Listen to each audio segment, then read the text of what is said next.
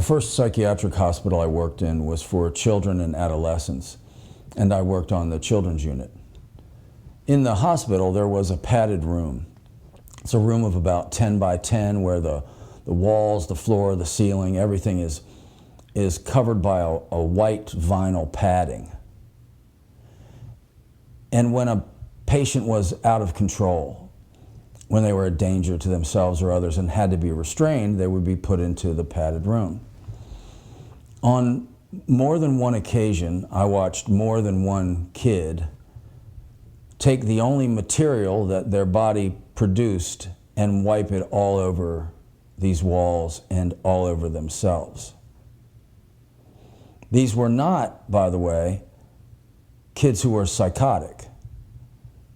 These were kids who had so been traumatized by the people who were supposed to love them that when triggered, this is the message that they wanted to send to the world. When I took the job, the man who ran the place said to me, "Remember, people are doing the best they can with what they've got." And I thought at the time, that's a charitable way of viewing human behavior, but I don't really buy it.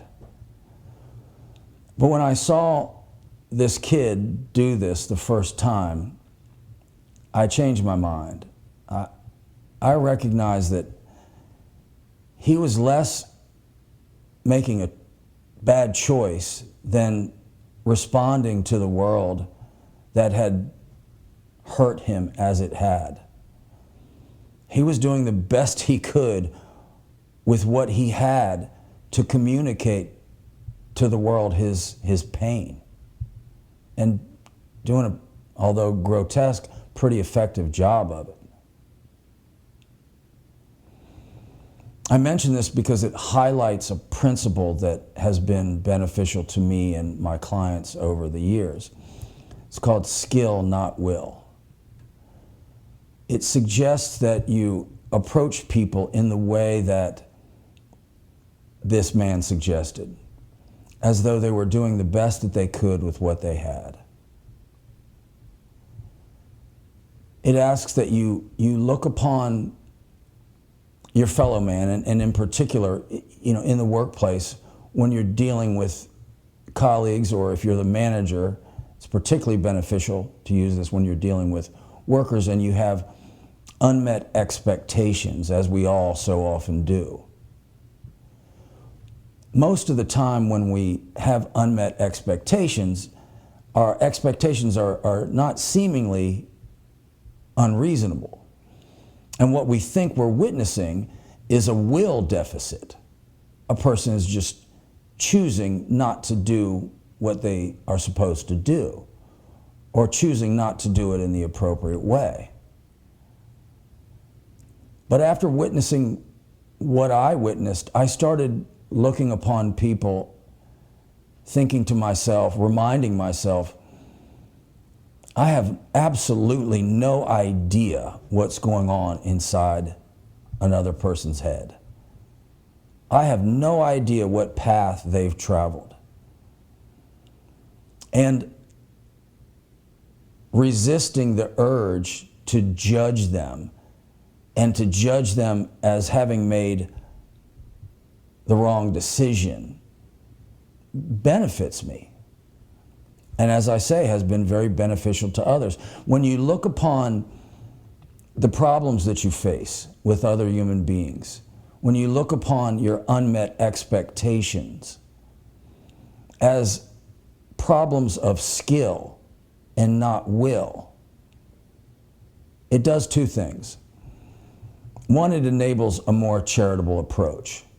If you think someone has just chosen to do something wrong or chosen not to do something, it's frustrating.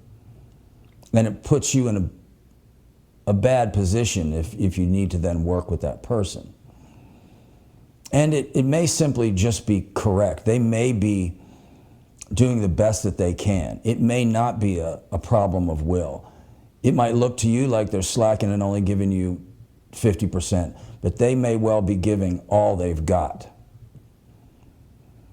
The second thing that it does is It enables you to maintain power. Most of the time when our expectations are unmet and we see that as a problem of will, then the ball is in the other person's court. If you're a manager, it's in the worker's court. And managers complain about this above all else, that they're doing all they can, but they just can't get the people to do what they need them to do. And we all suffer these frustrations, whether it's with our kids or with our colleagues, or if we're managers with our workers, where we feel as though we've done all we could, and they're just deciding not to make the change or to do the thing that we want them to do. You know, that leaves us in a powerless position. We're then waiting on them to change.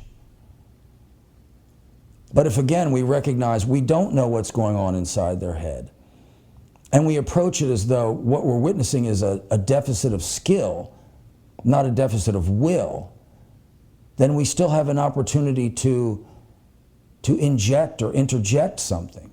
Now, I'm using a broad definition of skill. This is not necessarily something concrete like reading or writing. It could be an emotional skill, a skill deficit related to planning or creativity, thought. And as long as it's that, something's missing, something's lacking, something's askew, then you still have an opportunity to inject something, interject something, create some change. And this charitable approach allows you to better approach the person so that you can accomplish that. I think it's worth mentioning now that as a counselor and as a consultant, I don't get paid to tell people nice things, to suggest a moral high ground. I get paid to improve performance, to change behavior. And this is a principle that better enables that. It's understandable that you look at those around you and become frustrated with what they're doing or not doing and judge them. That's a human thing. But this approach, this more charitable approach, reminding yourself, I don't know what's going on. I don't know what this person has been through. This may well not be a bad decision. They may be giving it all they've got. This may be a skill thing. Puts you in a better position to create change and ultimately get whatever it is that you want to get from that person.